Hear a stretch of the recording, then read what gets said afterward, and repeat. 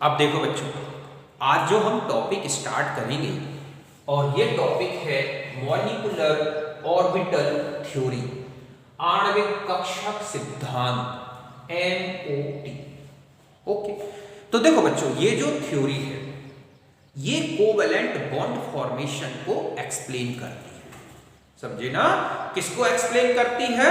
Covalent bond formation को। और किस पर बेस्ड है? तो ये थ्योरी टोटली बेस्ड है किस पर? इलेक्ट्रॉन के वेव नेचर पर। किस पर बेस्ड है?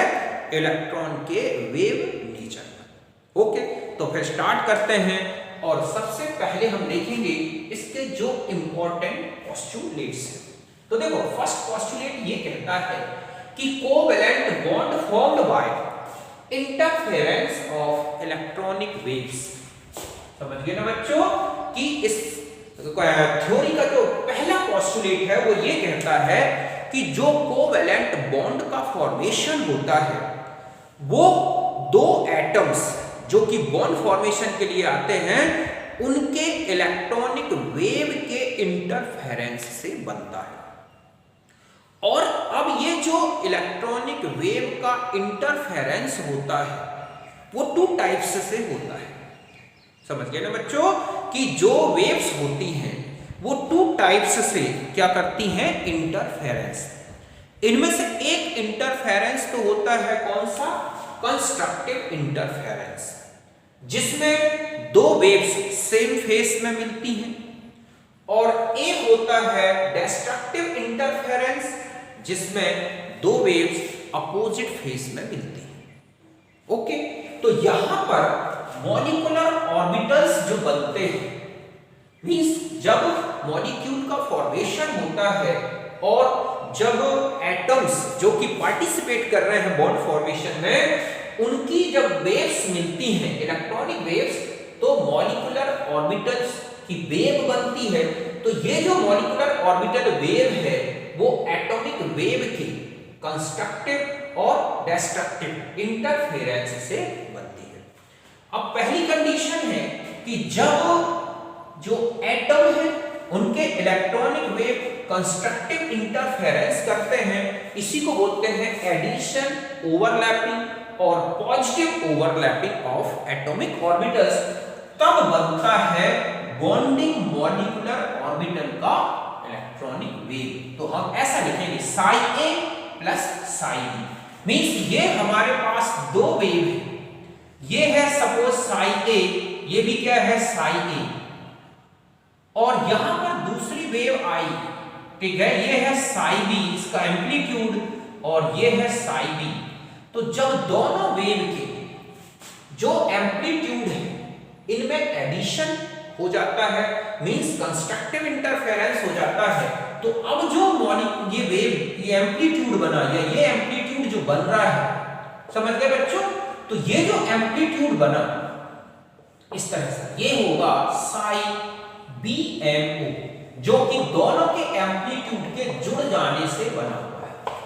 मींस एडिशन ओवरलैपिंग हो गई एटॉमिक ऑर्बिटल, और इस तरह से बॉन्डिंग मॉलिक्यूलर ऑर्बिटल बन जाता है।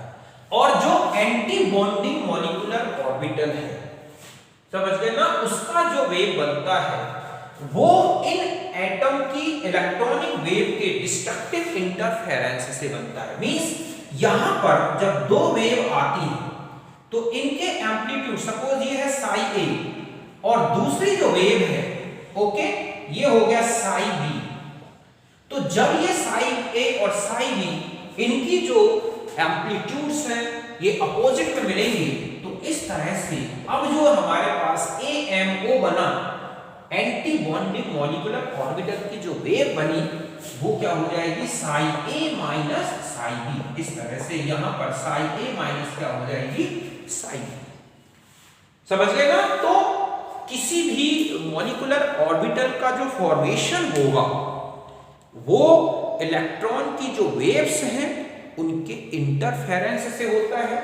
जब ये कंस्ट्रक्टिव इंटरफेरेंस करते हैं तो बनने वाले मॉलिक्यूलर ऑर्बिटल को बोलते हैं बॉन्डिंग मॉलिक्यूलर ऑर्बिटल, इसी को बोलते हैं एडिशन, ओवरलैपिंग और पॉजिटिव ओवरलैपिंग। अभी हम डायग्राम से भी देखेंगे एटॉमिक ऑर्बिटल्स बना के।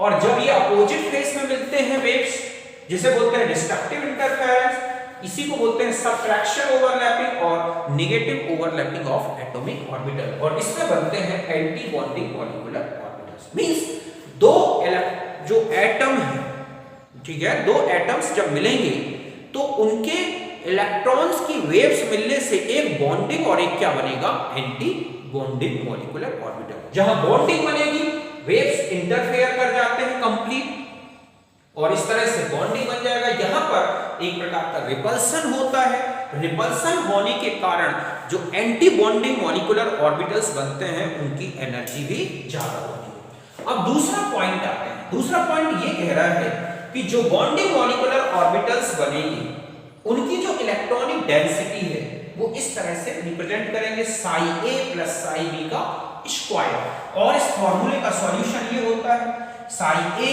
का स्क्वायर प्लस साई बी का स्क्वायर प्लस 2 साई ए साई बी, ए प्लस बी का स्क्वायर का फॉर्मूला लग गया।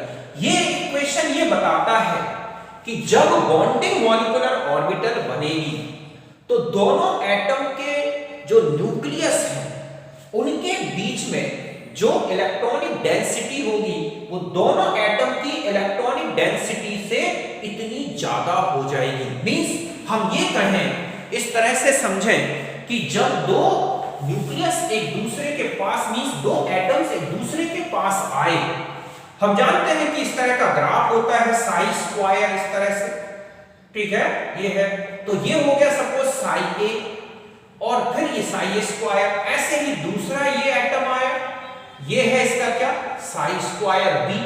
तो जब ये कह रहा है कि जब ये दोनों ओवरलैप कर जाएंगे तो इस तरह से यहां पर इलेक्ट्रॉन डेंसिटी क्या हो जाएगी, टोटल बढ़ जाएगी। ये साई ए का स्क्वायर, यहां है साई बी का स्क्वायर, और यहां पर जो है आप देख रहे हैं दोनों के बीच में साई ए प्लस साई बी, ये और इलेक्ट्रॉन डेंसिटी बढ़ जाएगी। अब जब दोनों के न्यूक्लियस के बीच में इलेक्ट्रॉन डेंसिटी उनके फ्री एटम्स के रिस्पेक्ट में जब डबल ज्यादा हो जाएगी तो ऑटोमेटिक है न्यूक्लियस जो है ज्यादा अट्रैक्ट होंगे, और ऐसे में दोनों एटम्स स्ट्रांगली बॉन्डेड हो जाते हैं। मींस ये जो है कौन सी, ये वाली इलेक्ट्रॉन डेंसिटी या हम कहें bonding molecular orbital increases the stability of molecules. ऐसा क्यों, क्योंकि दोनों न्यूक्लियस के बीच में इलेक्ट्रॉनिक डेंसिटी जब बढ़ जाती है, आप देख रहे हैं दोनों एटम्स के जो पार्टिसिपेट एटम हैं उनकी इलेक्ट्रॉनिक डेंसिटी से इतनी ज्यादा हो जाती है दोनों न्यूक्लियस के बीच में, तो बनने वाला एटम क्या हो जाएगा बच्चों, स्टेबल हो जाएगा। और एंटी बॉन्डिंग की बात करें तो माइनस इस तरह से a माइनस बी का स्क्वायर, तो ये फॉर्मूला बन जाएगा। तो ये इक्वेशन ये बताता है कि जब ये दो एटम में कौन सी ये वाली इंटरफेरेंस होगी डिस्ट्रक्टिव, तो अब ये जो न्यूक्लियस है आप देख रहे हैं इनके बीच में एक नोड बन जाएगी, इलेक्ट्रॉनिक डेंसिटी कम हो जाएगी, और ऐसे में न्यूक्लियस एक दूसरे के जब पास आएंगे तो उनमें रिपल्सन होगा, और ऐसे में मॉलिक्यूल की एनर्जी बढ़ेगी। तो यही रीजन है कि एंटी बॉन्डिंग मॉलिक्यूलर ऑर्बिटल की एनर्जी ज्यादा होती है, जबकि बॉन्डिंग मॉलिक्यूलर ऑर्बिटल्स में आप देखोगे न्यूक्लियर अट्रैक्शन बढ़ता है, जिसके कारण अट्रैक्शन से एनर्जी कम हो जाती है। एंटी बॉन्डिंग में रिपल्सन होता है, रिपल्सन होने से जो हम देखते हैं कि जो क्या है, रिपल्सन हुआ न्यूक्लियस में तो एनर्जी बढ़ गई। तो एंटी बॉन्डिंग मॉलिक्यूलर ऑर्बिटल आप देखोगे ऊपर बनेगा और बॉन्डिंग नीचे। यही मैंने लिखा है कि thus in bonding molecular orbitals electron density increases between nucleus of both bonded atoms, and in anti bonding molecular, ठीक है, orbitals electronic density decrease between the nucleus of both bonded atoms, so that therefore bonding molecular orbitals increase the stability of molecule but anti bonding decrease the stability of molecules। इसलिए anti बोला गया क्योंकि ये molecule की stability में anti fact डालते हैं। तो यहां तक आप बात समझ गए अच्छी तरह से। ये था basic concept of molecular orbital theory का। समझ गए बच्चों? अब देखो इसको एक डायग्राम से भी हम समझ सकते हैं। इसका तीसरा जो पोस्टुलेट है वो ये कहता है कि टोटल मॉलिक्यूलर ऑर्बिटल्स, चाहे ठीक है हम उसमें टोटल मॉलिक्यूलर ऑर्बिटल्स का means bonding and antibonding, तो total molecular orbitals equals to the number of atomic orbitals which are participated in bond formation. समझ गए ना कि जो टोटल MOS है equals to the number of atomic orbitals, ठीक है, पार्टिसिपेटेड इन बॉन्ड फॉर्मेशन।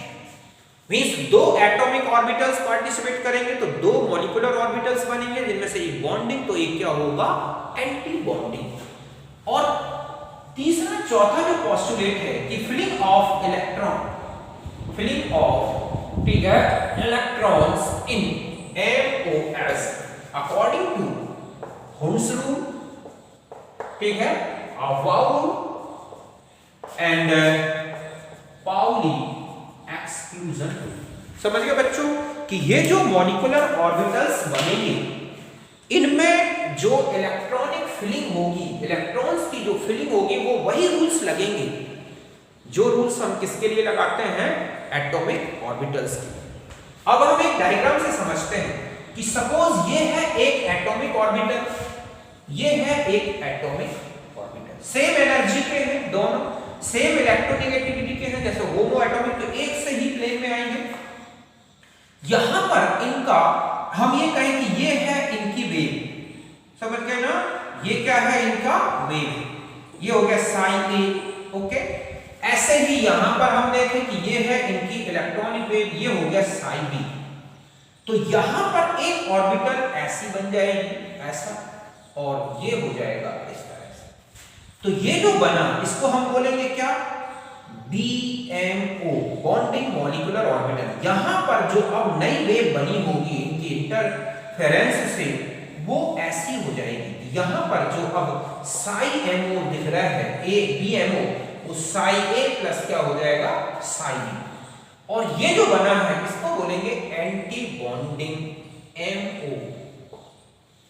यहां पर अब जो साई मिला होगा तो इस तरह से ये जो बना साई AMO, ये क्या लिखेंगे हम, Sai A minus psi B। तो यहां पर अगर आप एनर्जी डायग्राम में एनर्जी लेवल देखें तो ये है एटॉमिक ऑर्बिटल्स, ये क्या है, एटॉमिक ऑर्बिटल्स। तो यहां पर क्या बने हैं, मॉलिक्यूलर ऑर्बिटल्स। एनर्जी के इंक्रीजिंग ऑर्डर में कि जो बॉन्डिंग है वो नीचे आएगा, एंटी बॉन्डिंग। तो दो एटॉमिक ऑर्बिटल्स मैंने बताया, तो एक बॉन्डिंग और एक क्या होगा, एंटी बॉन्डिंग। सपोज हमारे पास यहाँ एक इलेक्ट्रॉन है, एक यहाँ है, तो पहले एक यहाँ जाएगा, फिर दूसरा है तो यहाँ आएगा, अब मान लो तीसरा है तो यहाँ पहुंच जाएगा, चौथा है तो ये जाएगा। एटॉमिक ऑर्बिटल्स में आप देखोगे हर एक ऑर्बिटल्स में मैक्सिमम 2 इलेक्ट्रॉन हो सकते हैं। ऐसे ही मॉलिक्यूलर ऑर्बिटल, किसी एक मॉलिक्यूलर ऑर्बिटल में मैक्सिमम 2 इलेक्ट्रॉन होंगे, और ये दोनों इलेक्ट्रॉन्स जो होंगे अपोजिट स्पिन के होते हैं। तो ये है basic concept of molecular orbital theory. अब यहां पर हम देखेंगे कि जब s ऑर्बिटल्स मिलते हैं तो किस तरह से मॉलिक्यूलर ऑर्बिटल्स बनते हैं, कब उनकी नेगेटिव ओवरलैपिंग कहलाती है, कब पॉजिटिव ओवरलैपिंग कहलाती है, कितनी उनमें नोड्स बनती हैं, s और p। हम इन ऑर्बिटल्स को बना के देखते हैं, फिर हम आएंगे molecular orbital diagrams of different molecules. तो यहां तक आप नोट